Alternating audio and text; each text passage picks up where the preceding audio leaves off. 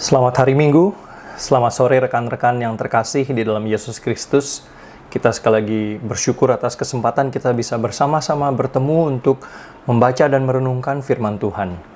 Minggu lalu kita membahas tema hukum yang memerdekakan, bertepatan dengan perayaan Hari Kemerdekaan Indonesia yang ke-75 dan juga Hari Nasional Singapura yang ke-55 seminggu sebelumnya.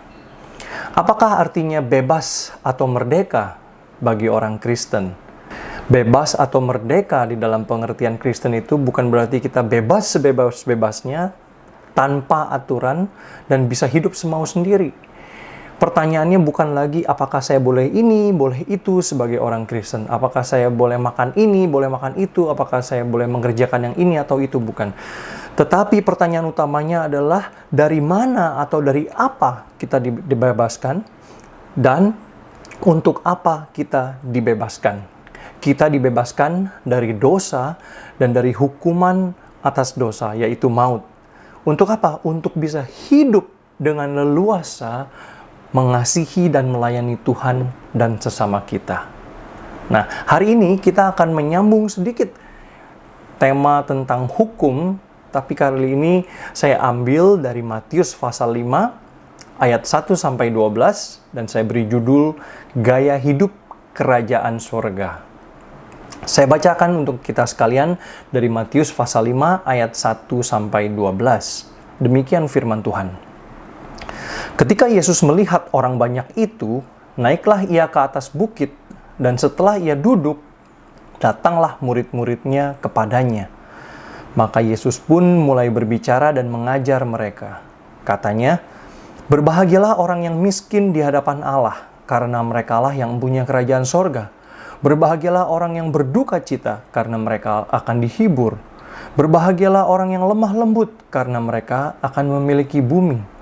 Berbahagialah orang yang lapar dan haus akan kebenaran, karena mereka akan dipuaskan. Berbahagialah orang yang murah hatinya, karena mereka akan beroleh kemurahan.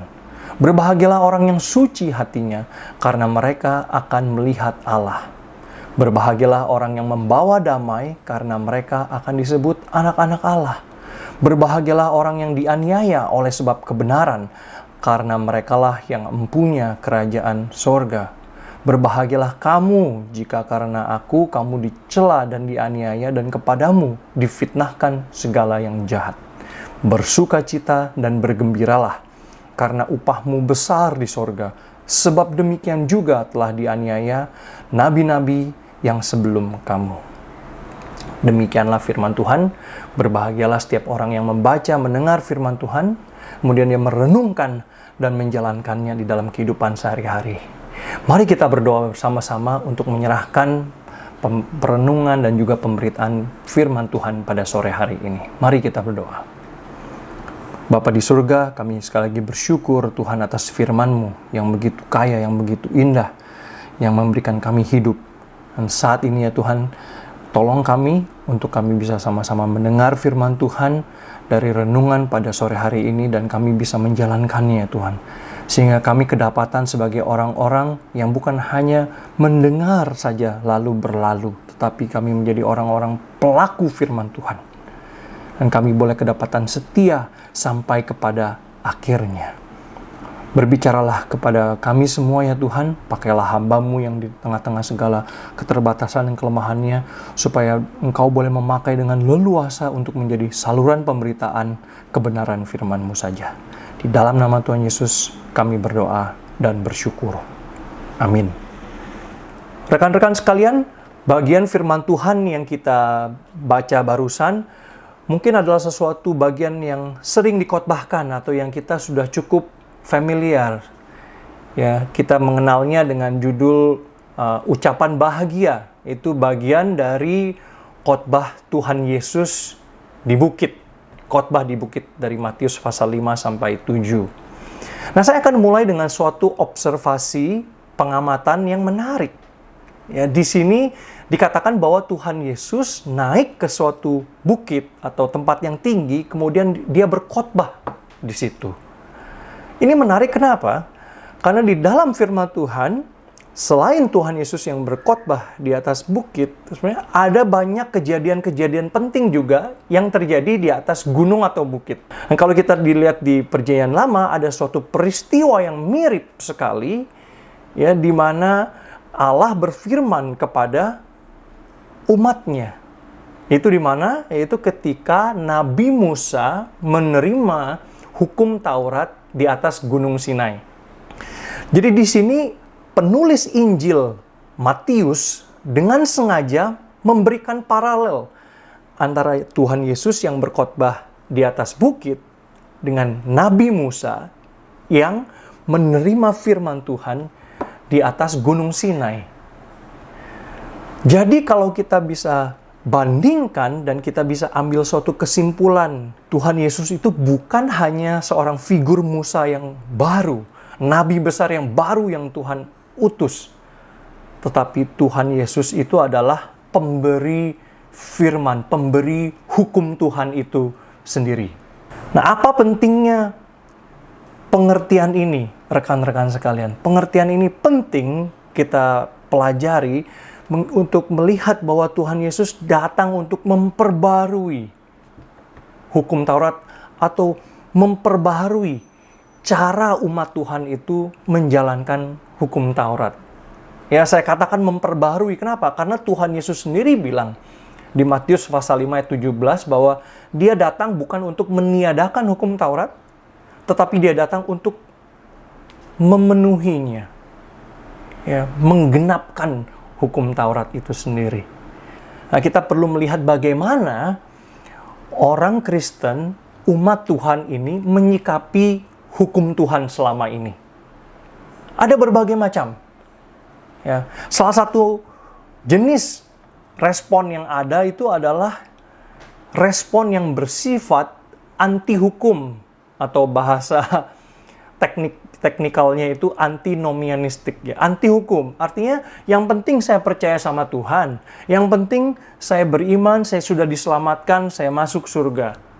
Ya, di luar itu saya bebas, lepas, bisa melakukan apapun juga. Yang penting saya sudah selamat. Nah, ini adalah sikap yang mungkin banyak kita temukan di kalangan orang Kristen juga, yang kita kenal dengan sebutan Kristen KTP gitu ya. Mungkin tiap minggu juga datang ke gereja gitu ya.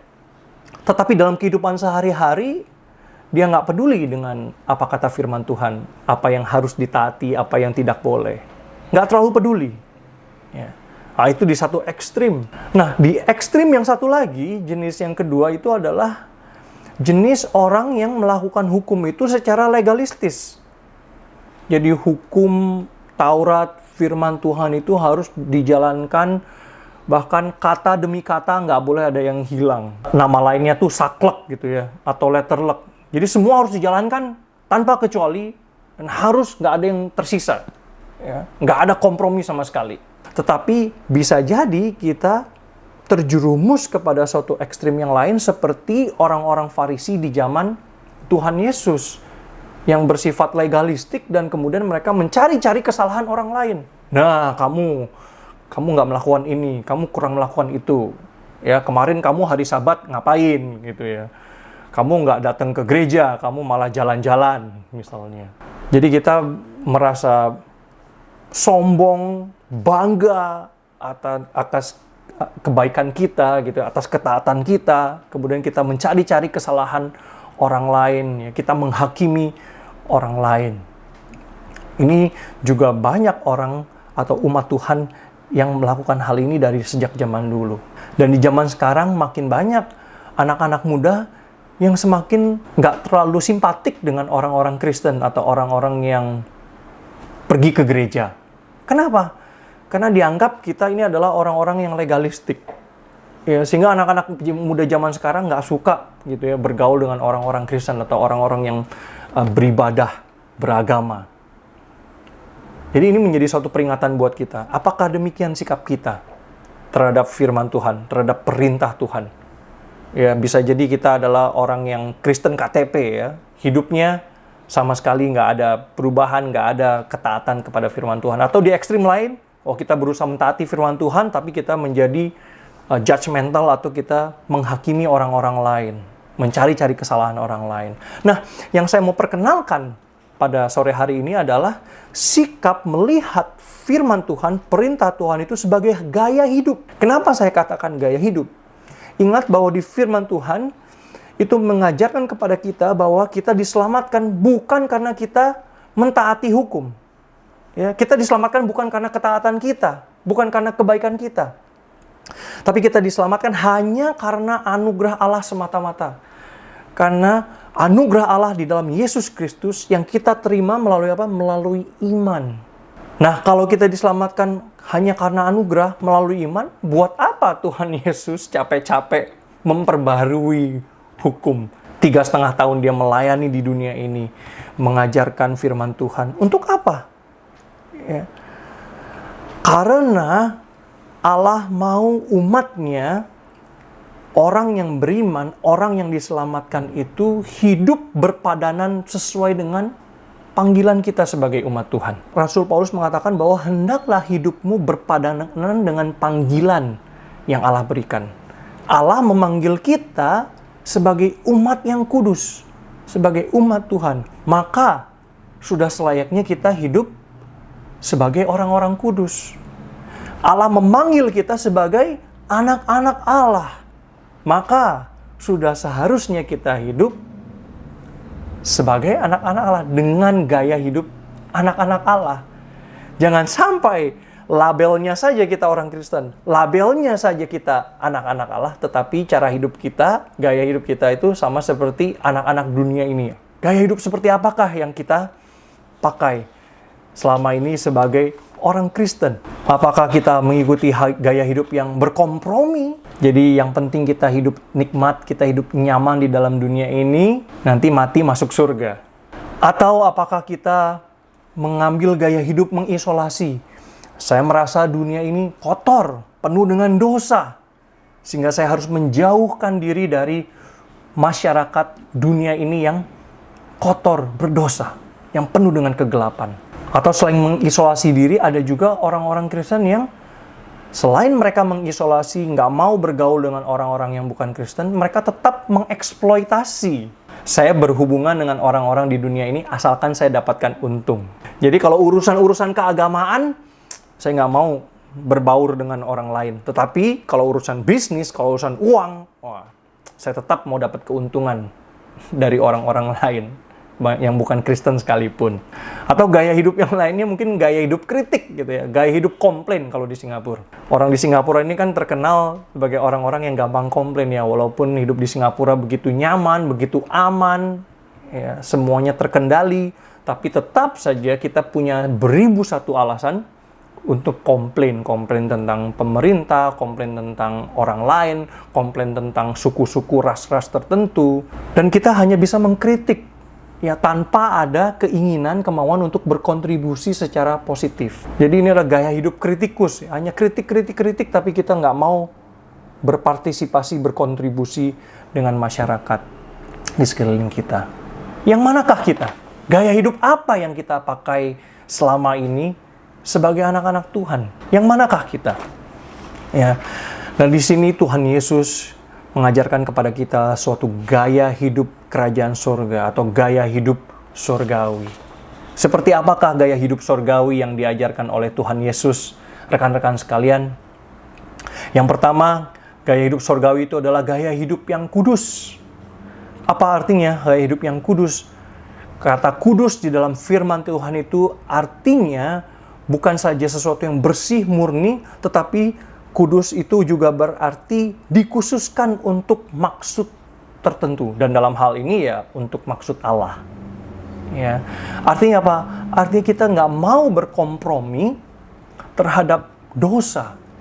Kita nggak mau berkompromi untuk melakukan hal-hal yang menyakiti atau mengecewakan Allah. Ya, kita perlu bergaul dengan orang-orang dimanapun juga, dengan masyarakat secara umum. Tetapi bukan berarti kita ikut-ikutan berdosa, ikut-ikut dosa mereka. Bukan berarti kita sok suci ya. Jadi jangan sampai kita merasa diri paling benar, paling suci, dan kita jadi sok suci. Ya, Kenapa? Karena kita pun juga orang-orang yang masih bergumul dengan dosa di dalam dunia ini. Ya. Tetapi ingat, kita umat Tuhan, orang Kristen adalah orang-orang yang sudah ditebus oleh darah Kristus yang begitu mahal, begitu berharga. Ya. Maka kita harus mau membayar harga untuk hidup kudus di hadapan Allah.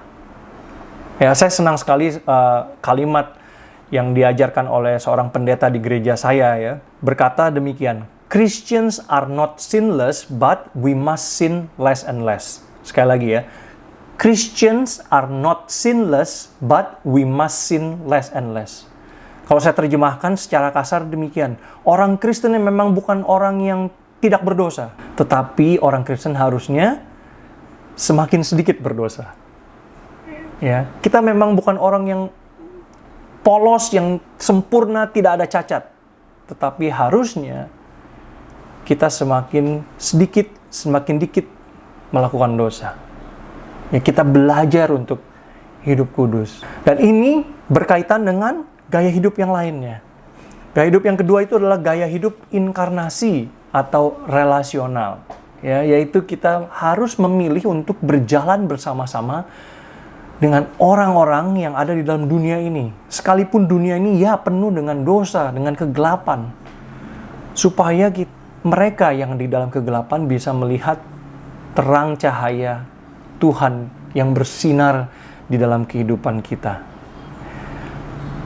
Tuhan Yesus adalah Allah yang maha suci. Tetapi di dalam kesuciannya itu, dia tidak menjauhkan diri dari manusia yang berdosa. Bahkan justru sebaliknya, Tuhan Yesus berjalan, bergaul bersama-sama dengan mereka yang disebut pendosa dalam dunia ini. Sampai-sampai orang Farisi di Lukas pasal 5 ayat 30 berkata, Guru, mengapa kamu bergaul makan dengan pemungut cukai dan orang-orang berdosa?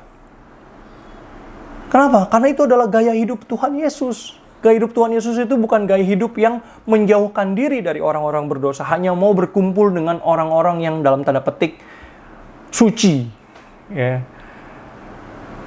Tapi pada kenyataannya memang nggak ada orang yang benar-benar suci 100%, ya. Semua orang juga bergumul dengan dosa. Tetapi Tuhan Yesus nggak menjauhkan diri dari orang-orang berdosa.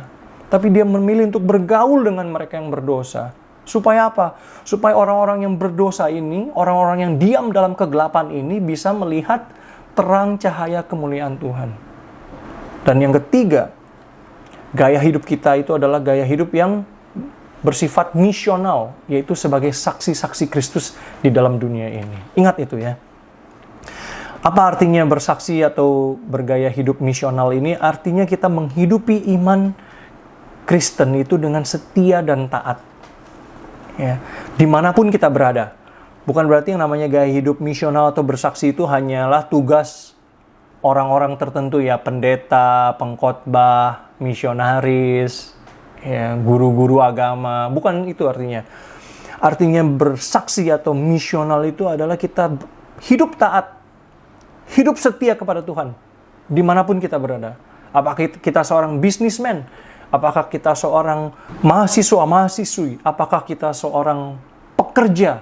Apakah kita seorang karyawan, buruh, insinyur? Dimanapun kita berada, kita berusaha hidup taat, kita berusaha hidup setia kepada Tuhan dimanapun kita berada.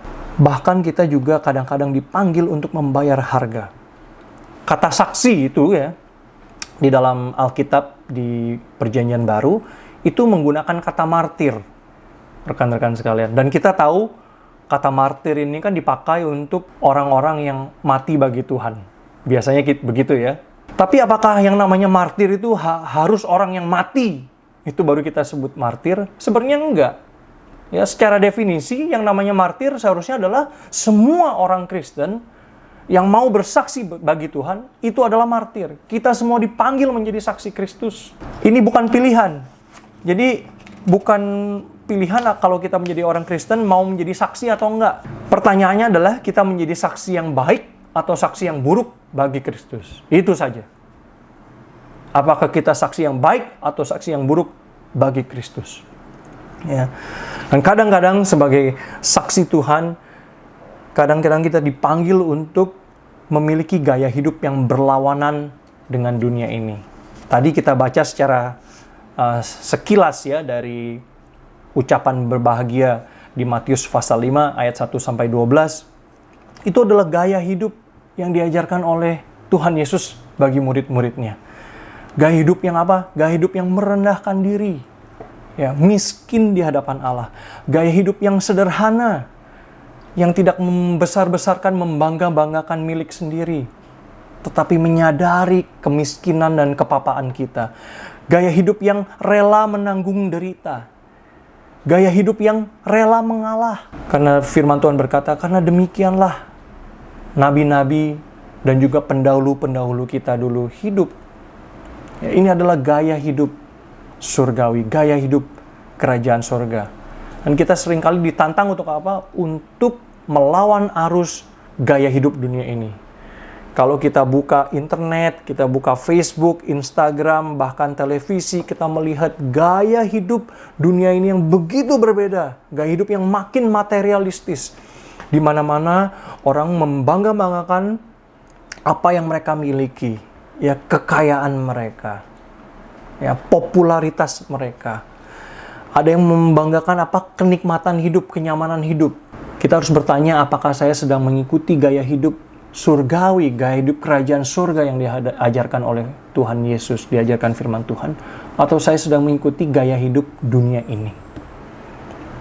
Kalau gaya hidup kita nggak berbeda dengan orang-orang di sekeliling kita, nggak berbeda dengan dunia ini, apakah kita bisa menjadi saksi Kristus dengan demikian? Dan kiranya kita bisa benar-benar menjadi terang yang bercahaya di dalam kegelapan. Seperti firman Tuhan Yesus sendiri katakan, hendaklah terangmu bercahaya di depan orang supaya apa? Supaya mereka melihat perbuatanmu yang baik dan memuliakan Bapamu yang di sorga. Dan kiranya dengan demikian dunia ini bisa melihat bahwa ya benar, ya, orang-orang Kristen adalah orang-orang yang berbeda. Kenapa? Karena mereka gaya hidupnya berani membayar harga sekalipun mereka harus melawan arus di dunia ini. Saya mau menantang kita sekalian untuk memiliki gaya hidup kerajaan surga yang diajarkan oleh Tuhan Yesus. Gaya hidup yang bersifat kudus, tidak kompromi terhadap dosa. Tetapi gaya hidup yang juga bersifat inkarnasi atau relasional, mau bergaul, berteman dengan orang-orang di sekeliling kita, sekalipun kita berbeda agama, berbeda iman. Ya, supaya apa? Supaya kita bisa bersaksi misional, supaya orang-orang di sekeliling kita bisa melihat terang cahaya kemuliaan Kristus, dan mereka nantinya bisa hidup memuliakan Tuhan juga. Amin.